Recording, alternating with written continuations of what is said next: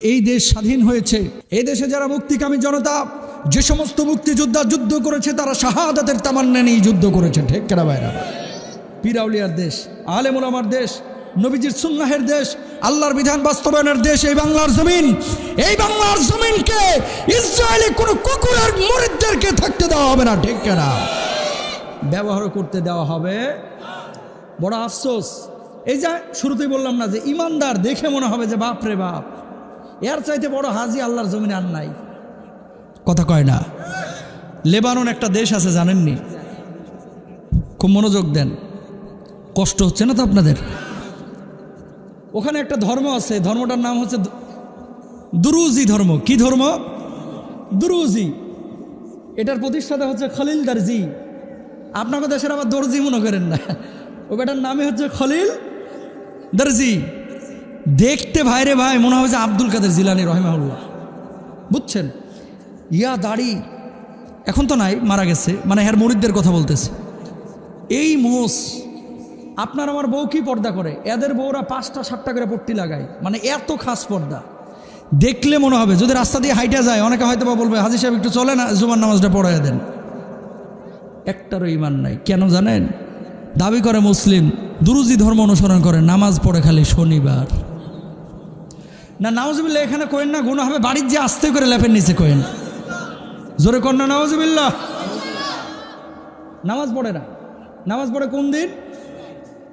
এটা কোনো ইসলাম আল্লাহর ধর্ম হতে পারে? বিয়ে করার পরে বউটাকে প্রথমেই নিজের যে ধর্মীয় গুরু এর কাছে নিয়ে যায়, নিয়ে যাওয়ার পরে বউটারে ওখানে রাখে। কেন?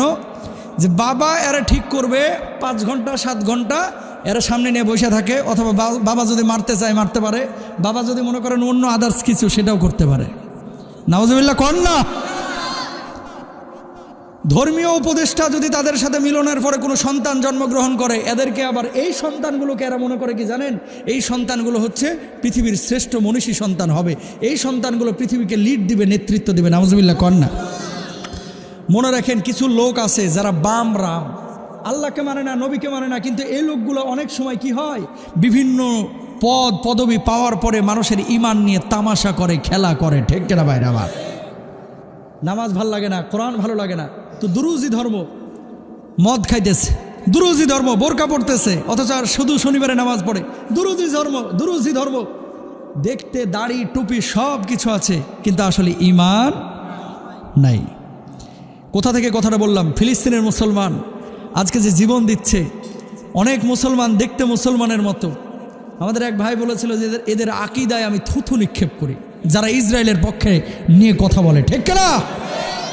পীর আউলিয়া বলেন, আলেম উলামা মাশায়েখ বলেন, আলিয়া মাদ্রাসার হুজুর বলেন, কওমি মাদ্রাসার উলামা ইকরাম বলেন, কি দারুল উলুম দেওবন্দ আর কি আলিয়া মাদ্রাসা, যারা ইসরায়েলের পক্ষ নিবে, আল্লাহর কসম ও প্রকৃত মুমিন হতে পারে না, ও কাফের বেঈমানদের অধীনস্থ চাকর বাকর হতে পারে। ঠিক কিনা ভাইরা?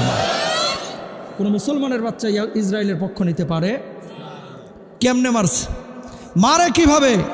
ডাইরেক্ট আমি কাফের বলবো না। এখন কোনো মুসলমান যদি ইসরায়েলকে ভোট দেয় বা রায় দেয়, একে ডাইরেক্ট কাফের বলা যাবে না, কিন্তু এই কাফের মুশরিকদের অধীনস্থ চাকর বাকর এটা বলা যাইতে পারে, কারণ হয়তো মাল খাইছে ওদের কাছ থেকে। কথা কন না কেন? ও ভাই, ফিলিস্তিন মসজিদুল আকসা সভাপতি সাহেব, জর্ডান গেলাম 2 মাস আগে, খিমার মধ্যে ফিলিস্তিনের কয়েকটা বাচ্চা, খিমা বুঝেন, রোহিঙ্গা ক্যাম্প আছে না? রোহিঙ্গা ক্যাম্প যেমন, ওইরকম ফিলিস্তিনের ক্যাম্প আছে জর্ডানে। 60% মানুষ হচ্ছে ফিলিস্তিনের, যারা জর্ডানে এসে থাকে। এদের মতো ছোট বাচ্চারা জিজ্ঞেস করলাম কয়েকজন, বাবা বড় হয়ে কি হতে চাও? আমাদের স্বপ্ন একটাই, মসজিদুল আকসাকে আমরা মুক্ত করব। আল্লাহু আকবার কর না। আমাদের বাচ্চাদেরকে জিজ্ঞেস করবেন, আব্বু বড় হয়ে কি হতে চাও? ডাক্তার হতে চাই। কথা কন না কেন? বাবা বড় হয়ে কি হতে চাও? ইঞ্জিনিয়ার হতে চাই। বড় হয়ে কি হতে চাও? ব্যাংকার হতে চাই। বড় হয়ে কি হতে চাও? বড় ব্যবসায়ী হতে চাই। বড় হয়ে কি হতে চাও? গাড়ি বাড়ি করতে চাও। তোমারও ঈমান আছে, আর ফিলিস্তিনের ওই বাচ্চাদেরও ঈমান আছে, যারা স্বপ্ন দেখে আমাদের জীবনের একটাই টার্গেট, মসজিদুল আকসাকে আমরা মুক্ত করব। ঠিক কিনা? পার্থক্য আছে না নাই ভাই? নিজের সাথে আপনার ওদের সাথে ঈমানটাকে নিজে একটু বাটখারায় মাপেন না। একটু তুলনা করেন যে আপনি কি করছেন, আমি কি করছি, তারা কি করছে। যে হোটেলে ছিলাম 4 জন যুবক আমার সাথে পাশের রুমে, কি অবস্থা দেশে। মিসাইলের শব্দে আমরা ঘুমাইতে যাই, বোমার শব্দে আমাদের ঘুম ভাঙে। ছোট্ট বাচ্চাটারে বুকের মধ্যে নিয়ে ঘুমাও, তোমার কপালে কি তোমার ছোট্ট বাচ্চাটা চুমা দেয় না? হ্যাঁ দেয়। আমরা জিজ্ঞেস করতেছি, তোমার ছোট বাচ্চাটা কি তোমার মুখে গালে চুমা দেয় না? হ্যাঁ দেয়। বাচ্চাটা যখন বুকের সাথে মিলে ঘুমিয়ে যায় সুখ লাগে না? হ্যাঁ লাগে। তখন যদি তোমার কলিজার মধ্যে ধুকু ধুকু ভয় লাগে, যে কোনো মুহূর্তে বোমাটা এনে আমার এই কলিজার টুকরাটাকে ছাড়খাড় করে দিতে পারে, বাবা হিসাবে তুমি কি নিশ্চিন্তে ঘুমাইতে পারবা? পারবা? তুমি যদি না পারো তাহলে আমার দেশের প্রত্যেকটা বাবার রাতগুলো এরকম নির্ঘুম রাত কাটে। আমার দেশের প্রত্যেকটা বাবা তার সন্তানটাকে আগলে রাখে কিন্তু পারতেছে না। তুমি জানো আমার দেশের এক বাবা সন্তান নিয়ে ঘুমিয়েছিল, বোমার আঘাতে তার সন্তানের মাথাটা উড়ে গেছে, হাতটা উড়ে গেছে, পাটা উড়ে গেছে। পলিথিনে করে বাম হাত, বাম পা আর বুকের খাঁচার একটা অংশ নিয়ে সেই ইমাম সাহেবের কাছে হাজির। ইমাম সাহেব বলছে, বাবা কান্দেন কেন? পলিথিনের ব্যাগের মধ্যে কি আছে? কয় হুজুর, এই পলিথিনের ব্যাগের মধ্যে আমার নারী ছেঁড়া ধন, আমার বুকের মালিক, 4.5 বছরের বয়স, এই বাচ্চাকে বোমার আঘাতে এমনভাবে ঝাঁঝরা করা হয়েছে, এই বাচ্চাটার হুজুর আমি মাথা খুঁজে পাই নাই, হুজুর আমি হাত খুঁজে পাই নাই, হুজুর আমি পা খুঁজে পাই নাই, শুধুমাত্র বাম হাত আর বাম পাটা পেয়েছি। এই বাম হাত আর বাম পাটা পলিথিনের ব্যাগে করে আপনার কাছে নিয়ে এসেছি। আল্লাহু আকবার। তারাও ইমানদার আর আপনিও আমি ইমানদার। তাদের সন্তানগুলো এইভাবে শেষ হয়ে যাচ্ছে আর আপনি আমি নিশ্চিন্তে ঘুমাচ্ছি। ও মুসলমান, টাকা দিয়ে সহযোগিতা করতে পারেন না। ও মুসলমান, যুদ্ধে আপনি যাইতে পারেন না, অ্যাটলিস্ট তাহাজ্জুদের নামাজে তাদের জন্য দোয়া তো করতে পারেন, ঠিক কিনা? প্রিয় ভাইরা, আবার মসজিদুল আকসা এটা আমাদের কলিজার সম্পদ। মসজিদুল আকসা আমার মুসলমানদের হৃদয়ের হৃৎপিণ্ডের অংশ, ঠিক কিনা? এই মসজিদুল আকসা মুক্ত হবে। মসজিদুল আকসার জন্য যদি জীবন দেওয়ার প্রয়োজন হয়, কখনো ডাক পড়ে আল্লাহর জন্য কে কে জীবন দিতে রাজি আছো? আল্লাহকে হাত তুলে দেখাও। লিল্লাহ তাকবীর, লিল্লাহ তাকবীর। হাতটা নামান। ইমানের কথা বলা হচ্ছিল। 4 শ্রেণীর মানুষ ক্ষতিগ্রস্ত না। 1 নাম্বার কে? যার ইমানটা বিশুদ্ধ আছে। এখানেও আছে দেখবেন মাহফিল, আবার হিন্দুদের মূর্তির পূজার সামনে গিয়েও নাচানাচি করতেছে। কথা কয় না? আছে না নাই? তুমি কেমন মুসলমান? কেমন মুসলমান নিজের বিবেকের কাছে জিজ্ঞেস করো। আচ্ছা, হিন্দু হিন্দুর ধর্ম পালন করুক, খ্রিস্টান খ্রিস্টানের ধর্ম পালন করুক, এটা তাদের স্বাধীনতা দিয়েছেন কে? জোরে কন। স্বাধীনতা আল্লাহ তাদের দিয়েছে।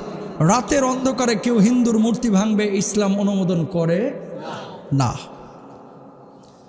আপনি সর্বশ্রেষ্ঠ ধর্মের অনুসারী হয়ে আপনি যখন কোনো হিন্দুর মন্দিরে যান, আল্লাহর আরশ কেঁপে ওঠে। নাউজুবিল্লাহ কন না? কারণ কি? আপনি যে জুমার নামাজ পড়েন, হিন্দু খ্রিস্টানকে আপনার পেছনে এসে দাঁড়িয়ে থাকে? একজনও দেখাইতে পারবেন? ও তাহলে শবে বরাতের রাতে মনে হয় আপনার পেছনে দাঁড়ায় থাকে। ও তাহলে কোরবানি যেদিন করছেন সেদিন থাকে? আপনি জুমা পড়ছেন, আপনার পেছনে হিন্দু খ্রিস্টান নাই। আপনি শবে বরাতে নামাজ পড়ছেন, হিন্দু খ্রিস্টান নাই। আপনি শবে কদরে নামাজ পড়ছেন, হিন্দু খ্রিস্টান নাই। আপনি ঈদের নামাজ পড়ছেন, ঈদগাহে, হিন্দু খ্রিস্টান নাই।